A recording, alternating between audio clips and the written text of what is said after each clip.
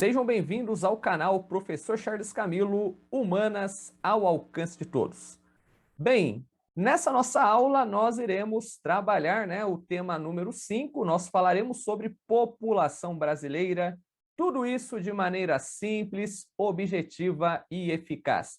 E desde já gostaria de agradecer pelo importante parceiro deste projeto, o Estudo Tático Cursos Preparatórios. Vamos iniciar a nossa aula. O tema da nossa aula de hoje é população brasileira. A população brasileira ela é bastante numerosa. Em 2018, o país possuía cerca de 209 milhões e 500 mil habitantes, Portanto, que o Brasil é o quinto maior país em população. Então, o Brasil ele é considerado um país populoso, porque apresenta uma grande quantidade de pessoas. Só que, porém, o Brasil, do ponto de vista de densidade demográfica, é pouco povoado. Por quê? Geralmente no Brasil nós temos áreas que têm muitas pessoas habitando ali, que são as áreas densamente povoadas, e áreas relativamente com pouca população, que caracterizam-se por serem vazios demográficos. Quando nós falamos em transição demográfica, a transição demográfica é um fenômeno demográfico baseado na diminuição das taxas de natalidade e de mortalidade, porque Revolução Industrial, Revolução Médico-Sanitária foi responsável por reduzir a mortalidade. Com a urbanização, a inserção da mulher no mercado de trabalho, nos países ocidentais, nós teremos uma queda na taxa de natalidade, ou seja, o número de filhos por mulher, a tendência foi sempre diminuindo. E essa tendência chega no Brasil à medida em que o Brasil vai se urbanizando e se industrializando.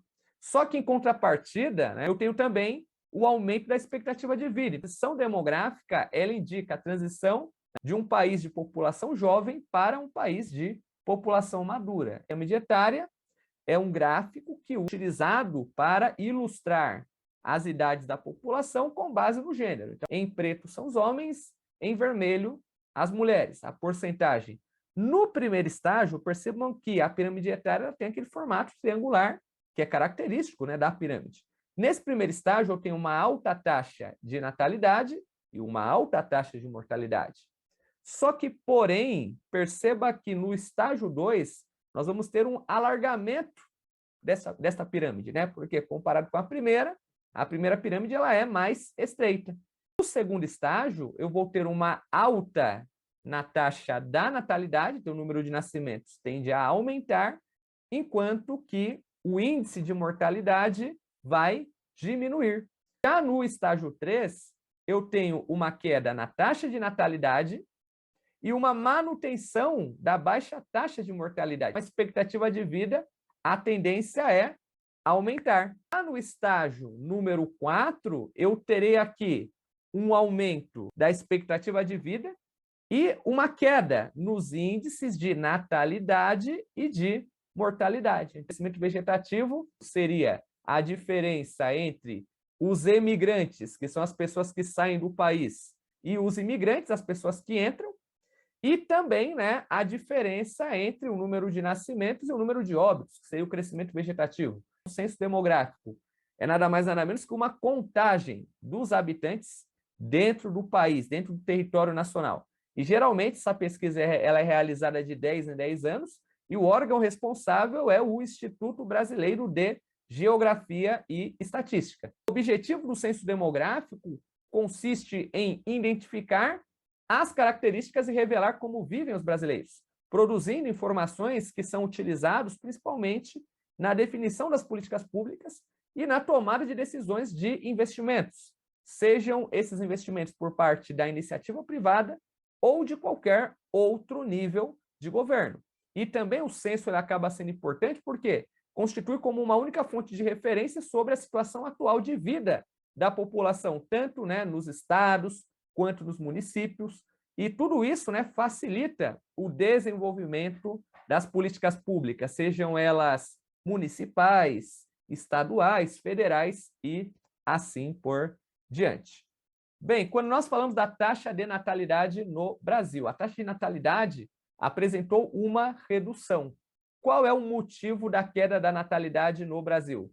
Primeiro, diminuição da mortalidade. Segundo, a urbanização. Então, a partir dos anos 70, o Brasil tornou-se um país predominantemente urbano, ou seja, a maior parte da população passa a viver nas cidades, e com isso nós temos a inserção da mulher no mercado de trabalho. A taxa de fecundidade da mulher brasileira passou de 5,8 filhos lá em 1970 para 1,9 em 2010. Então, percebam que a taxa de mortalidade no Brasil também apresentou uma redução.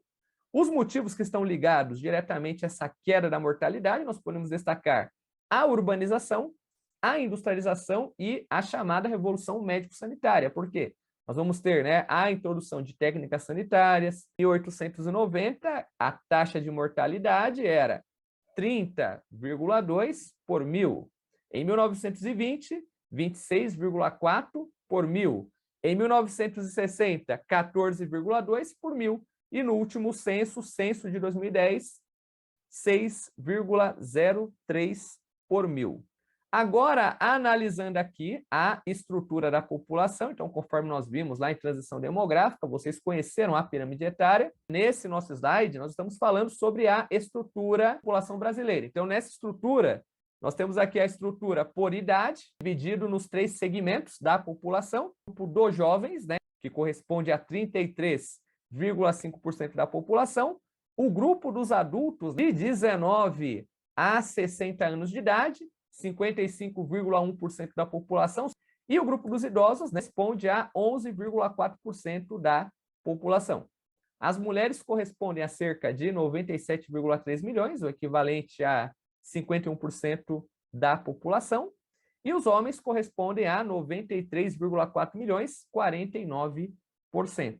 A população brasileira, ela foi formada por 3 grupos étnicos: os indígenas, né, os brancos, né, e nós temos também o grupo negro africano. A característica predominante foi a miscigenação. Então, geralmente, nas fichas cadastrais, né, quando vai fazer o preenchimento ali, aparece, né, indígena, amarelo, branco, negro ou pardo, né? Então, geralmente, o pardo entraria principalmente a população miscigenada. Então, temos o mulato, né, que é o indivíduo que descende de brancos e de negros, caboclo ou mameluco, né, brancos e indígenas, cafuso, que descende ali de indígenas e negros, que para fins do IBGE coloca-se, né, como pardos esses grupos.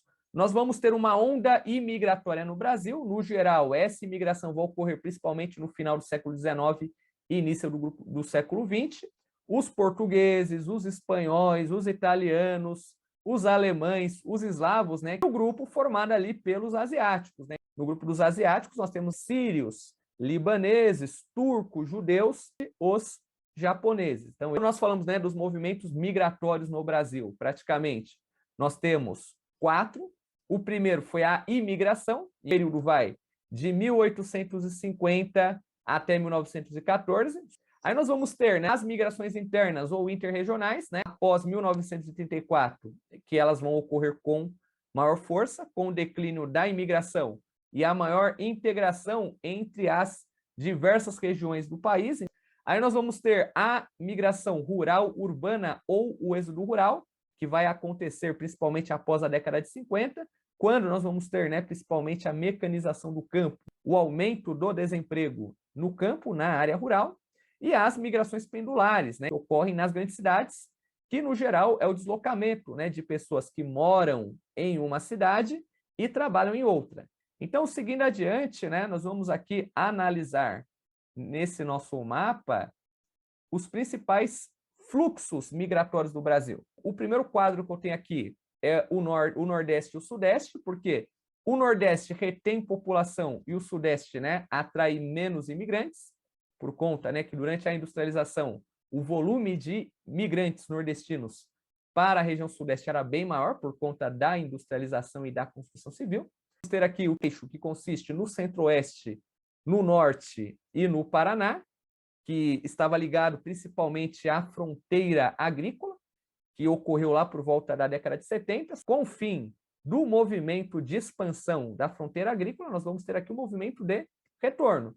E outra migração muito comum, né, nesse eixo aqui, migração Minas-Rio de Janeiro, onde nós vamos ter uma inversão no movimento migratório, ou seja, enquanto eu tenho, né, pessoas que habitam o Rio de Janeiro que migram para o estado de Minas, eu terei também pessoas que habitam o estado de Minas Gerais e migram para o estado do Rio de Janeiro. Bem, meus amigos e minhas amigas, por aqui eu finalizo essa aula. Muito obrigado, tudo de bom. Fiquem com Deus e que a força esteja com vocês.